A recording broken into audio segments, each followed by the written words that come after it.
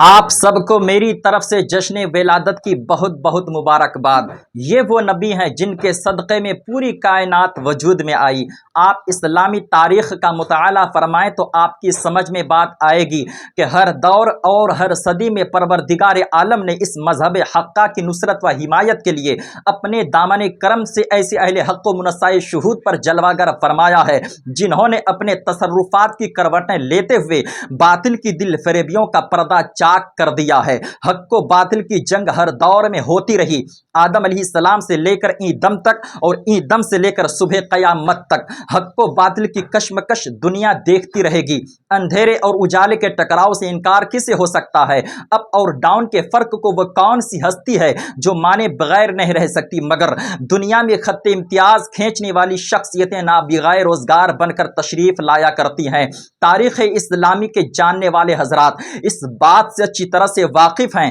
کہ مسلمانوں نے رسول کریم صلی اللہ تعالی علیہ وسلم کے عہد زرعی کو دیکھا تھا۔ وہ عہد بھی باطل شکن عہد تھا۔ میرا پیغمبر بھی باطل کی دل فریبیوں کا پردہ چاک کرنے کے لیے تشریف لایا تھا۔ میرے پیغمبر سے پہلے جتنے بھی پیغمبران اعظام علیہم الصلاۃ و تسلیمات دنیا میں تشریف لائے، ان کا مقصد اس کے علاوہ کچھ بھی نہیں تھا۔ انسانوں کو حلت و حرمت کا پتہ بتایا جائے، لوگوں کو ایک رب کی بارگاہ میں جھکا دیا جائے، فکر نظر کی صحیح ترجمانی کی جائے، وحدت کے چراغ عقیدت کی بنجر زمیں اور عقیدے کے ایوان میں جلائے جائیں، بدعقیدگی کی ماحول میں خوش عملیوں کی بہاریں لائے جائیں۔ ان تمام لوگوں کی زندگی میں پریکٹیکلی طور پر آپ محسوس کریں گے آدم کی آدمیت بھی انسان کو ضابطۂ حیات دینے کے لیے آئی تھی، نوح کی شجاعت بھی انسانوں کو بزدلی کی راہوں سے ہٹانے کے لیے آئی تھی، لوط کی حکمت بھی انسانوں کو جہالت کے میدان سے نکال لینے کے لیے آئی تھی، ابراہیم کی خلت بھی دوستی کا مظاہرہ کر رہی تھی، حضرت اسماعیل کی قربانی بھی وجہ ایثار سمجھا رہی تھی،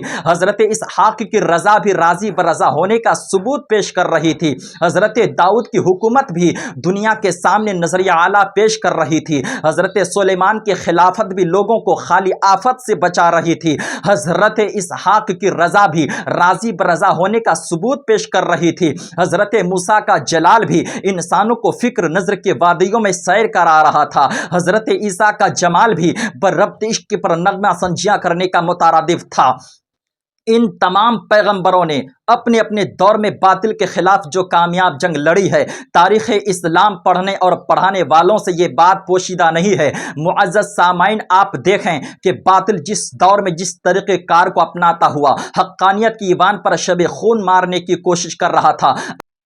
اہل حق و پروردگار نے حقانیت کا نمائندہ بنا کر اسی فکر و نظر کی غالب قوت نے دے کر باطل کے مقابلہ میں میدان عمل میں اتارا تھا۔ مثال کے طور پر مصر کی سرزمین کو نگاہ کے سامنے رکھیے۔ فرعون کا دعویٰ انا ربکم الاعلیٰ، فرعون اس بنیاد پر کامیابی کی منزل نہیں طے کر رہا تھا، فرعون میں خصوصیات تھی، فرعون کے حواریین فرعون کے جادوگر اس باطل نظریہ کے نقش و نگار بنا رہے تھے، جادوگروں کے جادو سے ڈر کر عوام فرعون کی بارگاہ میں سر جھکا رہی تھی۔ ایسے وقت میں پروردگار عالم نے جادو کی کمر توڑنے کے لیے، باطل کی دل فریبیوں کا پردہ چاک کرنے کے لیے، ایوان سحر کو تباہی و بربادی تک پہنچانے کے لیے، فکر و نظر کا چراغ جلانے کے لیے جناب موسیٰ علیہ السلام کو مبعوث فرمایا۔ ایک طرف جادوگروں کے ڈنڈے تھے، جادوگروں کی رسیاں تھیں جو زمین پر اژدہائے غضب بن کر اترا کرتی تھی، تو ان اژدہائے غضب کے مقابلہ میں جناب موسیٰ علیہ السلام کا ید بیضا ملاحظہ کیجئے، جناب موسیٰ علیہ السلام کا عصائے موسوی ملاحظہ کیجئے۔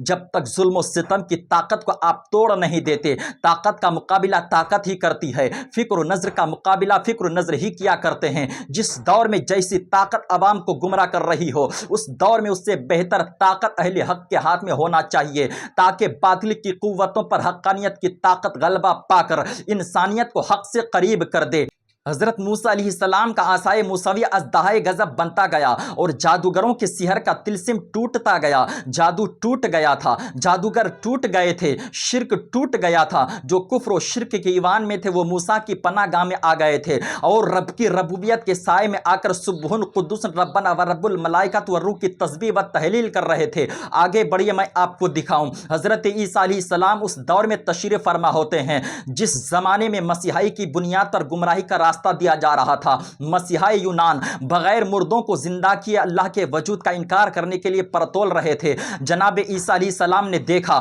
مردہ کو زندہ کر کے فرمایا، نادانو، ابھی تم نے مردوں میں زندگی دینے کی قوت بھی حاصل نہیں کی ہے، اور اس سے پہلے تم اپنے زندگی دینے والے کی طاقت کا انکار کر رہے ہو۔ کمال اس میں نہیں ہے کہ جب طاقت دینے والا طاقت دے دے، طاقت کا شو ہو جائے تو طاقت دینے والے کا انکار کر دیا جائے۔ کمال اس میں ہے کہ جس نے قوت عطا فرمائی ہے، اس قوت کو کامیابی سے پریکٹیکل کی دھرتی پر اتار دینے کے بعد خالق کے قوت کی بارگاہ میں عقیدت و محبت کے سجدے گزار دیے جائیں۔ حضرت عیسیٰ علیہ السلام نے دنیا کے سامنے حقانیت کا غلبہ اس طرح سے پیش کیا۔ آئیے میں آپ کو مکہ کی سرزمین پر لے چلوں۔ میرا آقا اس دور میں تشریف لاتا ہے جس دور میں جہالت کی پرستش ہو رہی تھی، جس دور میں کفر و شرک پوجے جا رہے تھے، جس زمانے میں 360 اور 420 خداؤں کی عبادت کی جا رہی تھی، جس زمانے میں انسانیت کو تباہی کے ڈھیر پر لایا جا چکا تھا، جس زمانے میں انسانیت کو داغ فراق دیا جا رہا تھا، جس زمانے میں انسانیت سسک رہی تھی،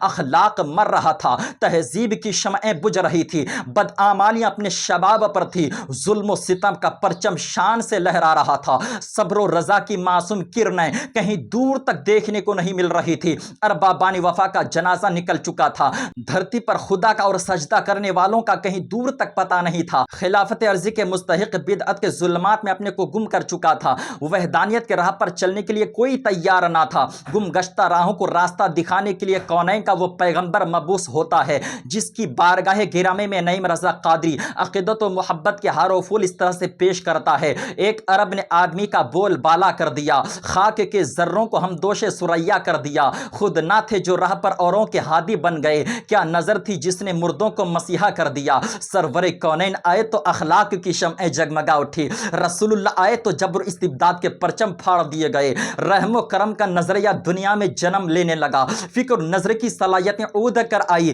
جہالت کا علم سے تبادلہ ہوا، ایک عظیم انقلاب تھا جس نے برائیوں کو بھلائیوں میں تبدیل کیا، مگر مکہ کی سرزمین پر انسانیت کی گمراہی کا جو سبب تھا وہ اہل عرب کا نعرہ تھا کہ ہم ساری دنیا میں فصاحت و بلاغت والے ہیں، ہم دانشوران قوم و ملت ہیں۔ انہوں نے اپنی قوم اپنے سماج سے یہ بات منوا لیے تھے، اس لیے وہ سماج سے وہ جو بات کہتے تھے سماج کے لیے وہ بات قابل قبول ہوتی تھی۔ ایسے عالم میں ان دانشوروں کو قرآن للکارتا ہوا آیا اور میرے نبی نے باطل طاقت کا مقابلہ علم کے مقابلہ میں علم سے کیا، فکر کے مقابلہ میں فکر سے کیا، نظریہ کے مقابلہ میں نظریہ سے کیا، ذہن کے مقابلہ میں ذہن سے کیا، اور قرآن کریم اہل عرب کی تابوت پر آخری کیل ٹھوکتا ہوا نظر آیا، اور دشمن جو علم کی بنیاد پر گمراہی کے راستے ہموار کر رہا تھا اس کے راستوں پر رسول کریم صلی اللہ علیہ وسلم نے تعطیل کا تالا لگا دیا اور انسانوں کا رشتہ خودی سے بھی جوڑا، خدا سے بھی جوڑا۔ سلام اے آتش زنجیر باطل توڑنے والے،